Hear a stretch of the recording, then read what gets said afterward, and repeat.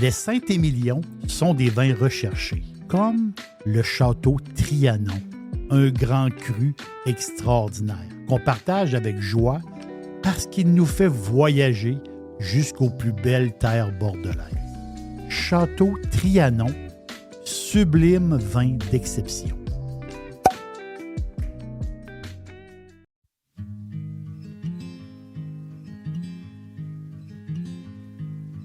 Darling, you know that I want things to go our way.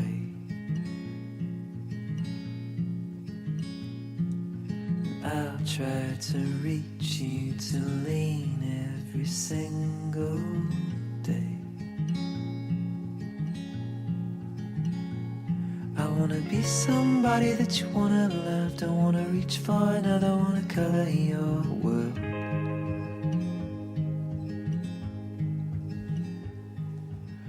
J'ai des amis qui, à l'époque, m'avaient demandé de l'aide.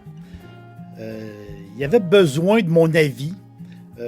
C'était un voyage qu'ils voulaient faire au Portugal depuis plusieurs années.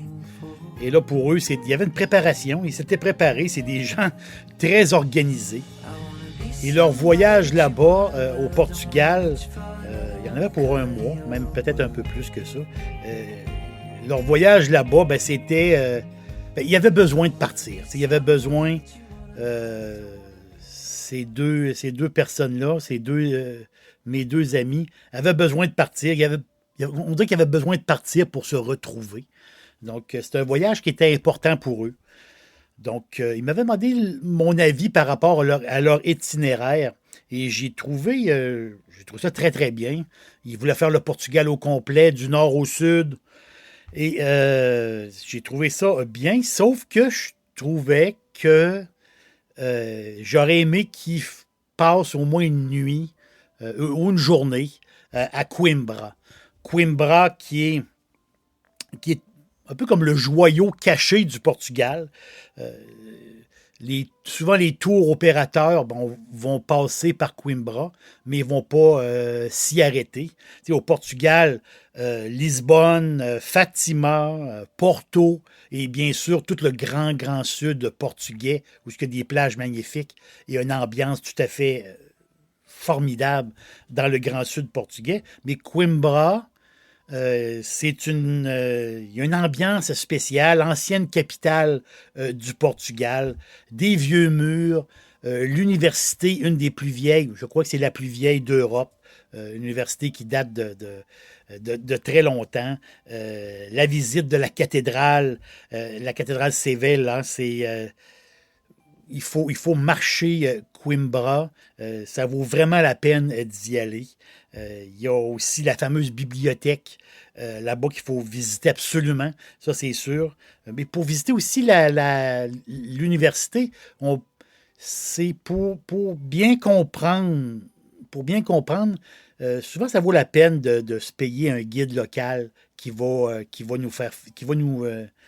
bien nous expliquer un peu les débuts de cette université-là qui est des histoires formidables.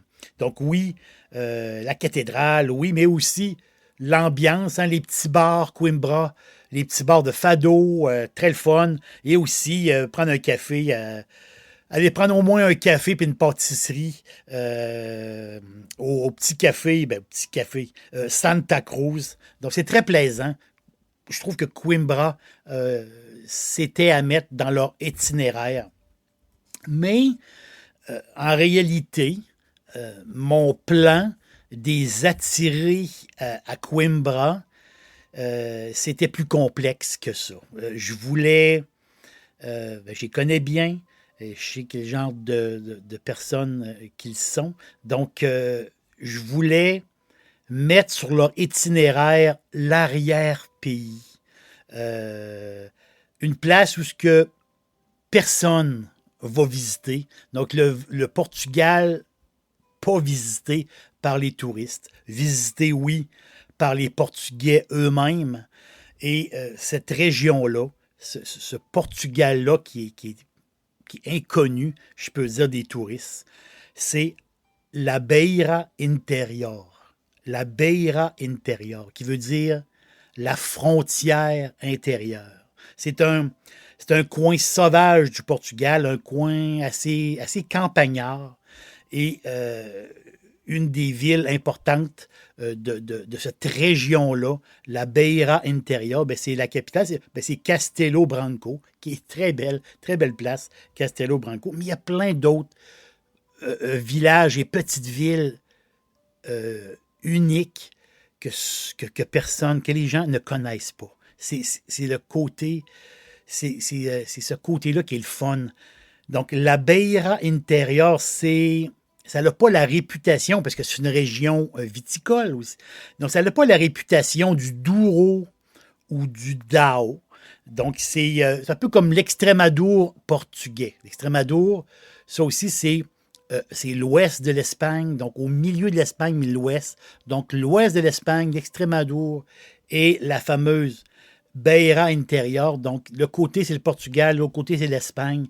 Mais c'est une région moins visitée par les touristes, même très peu visitée par les touristes, mais qui est une région tout à fait extraordinaire. Et je savais que ce coin-là allait leur plaire. J'en étais convaincu, j'y connais bien. Donc, pour le vin, ben, c'est des sols, cette région-là, c'est des sols granitiques, hein. C'est un climat unique dans la péninsule ibérique. Les hivers qui sont longs, les hivers qui sont froids. On est en altitude, hein, c'est ça, on est en altitude. Donc, parfois, on voit de la neige dans certains villages. Quelques semaines, ils peuvent avoir de la neige. Puis, les étés sont plus court qu'ailleurs. Au Portugal, c'est un paradis de la température, mais ce coin-là est différent. C'est un coin différent du Portugal. Et c'est des étés très courts et aussi très chauds, très, très, très secs. Donc, c'est une place vraiment, vraiment unique du Portugal.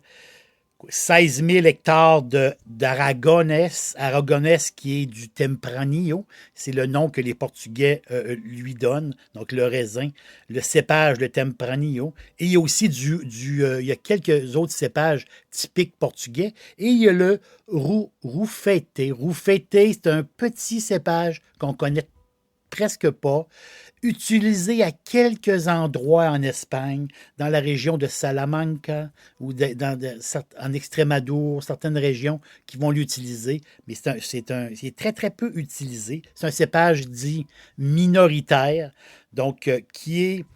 Ben, c'est drôle parce que c'est comme un cousin, le Rufete, c'est comme un cousin du Pinot Noir.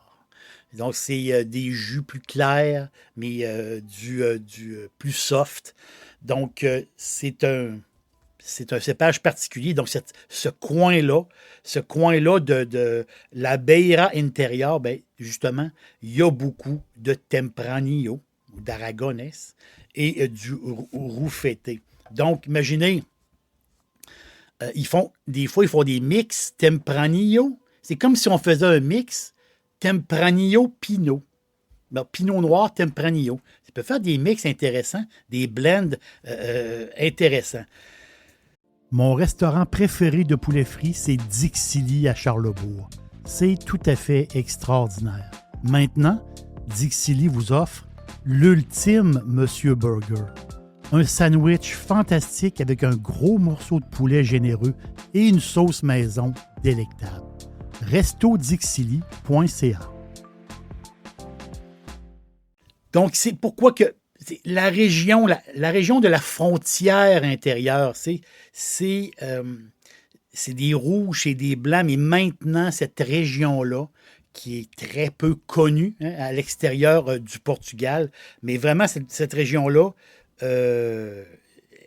commence à faire parler d'elle, tranquillement, pas vite. Certains produits ont pris l'assaut des marchés. C'est des prix, justement, c'est des prix d'amis.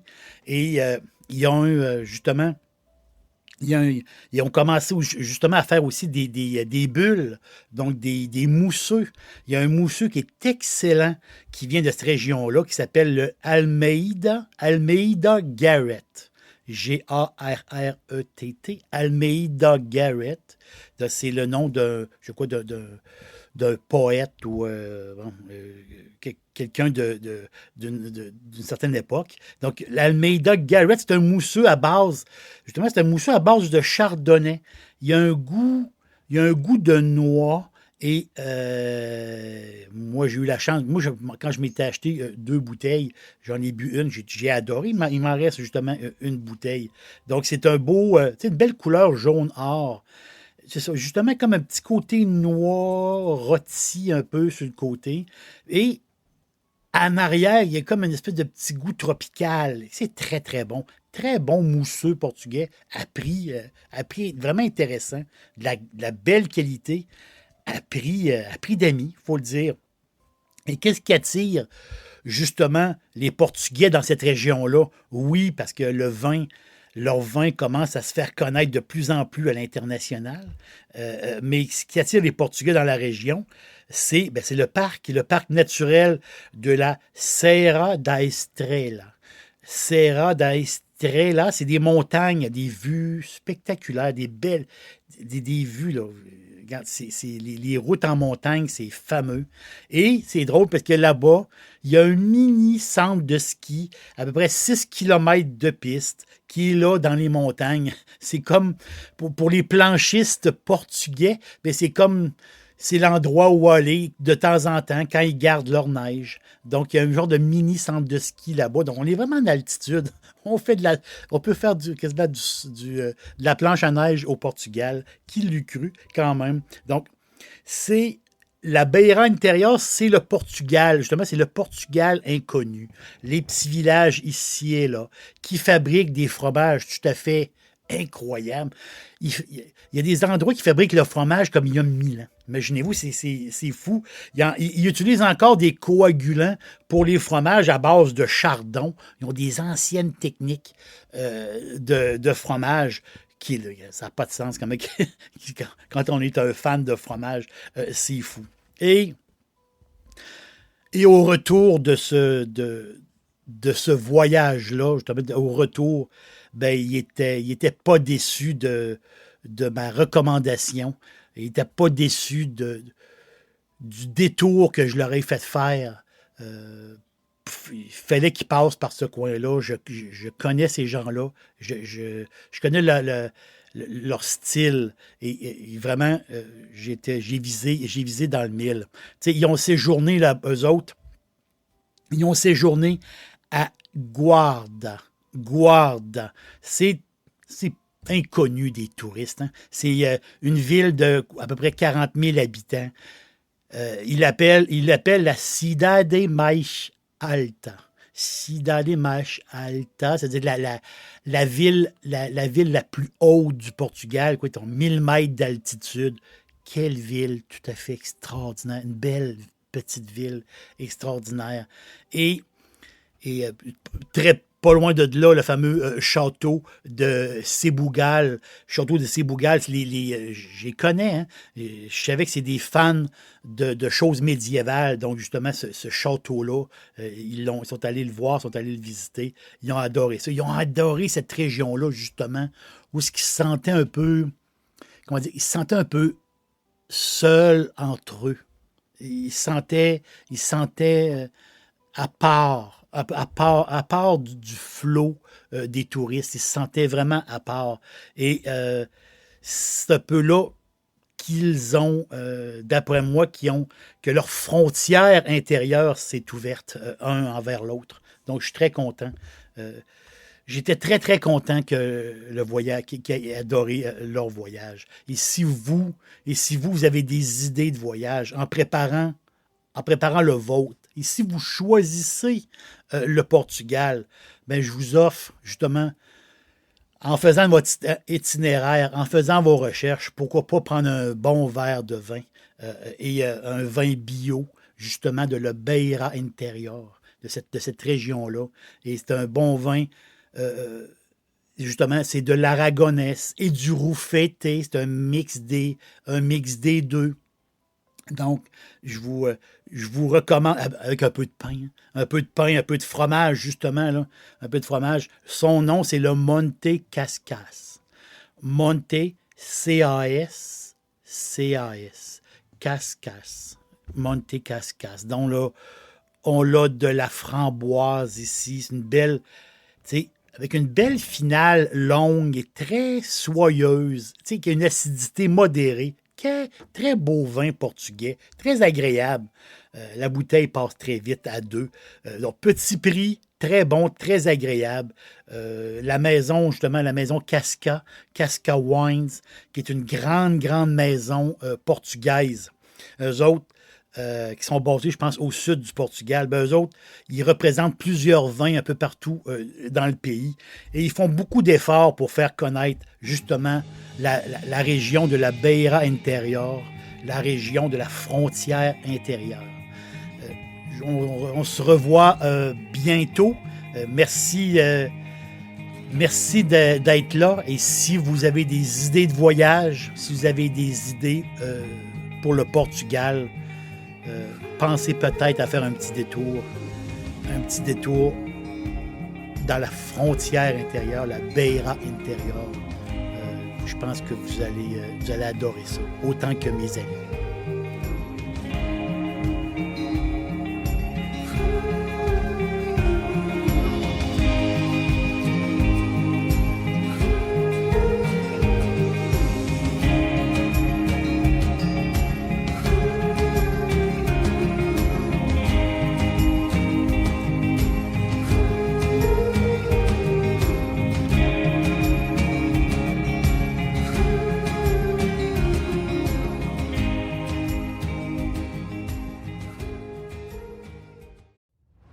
J'adore cuisiner et c'est toujours facile avec Firebarn. Les sauces barbecue, les épices, les condiments, comme la meilleure moutarde baseball. Et j'ajoute toute la gamme des sauces piquantes. Tous les jours, c'est parfait en supermarché ou sur firebarns.com.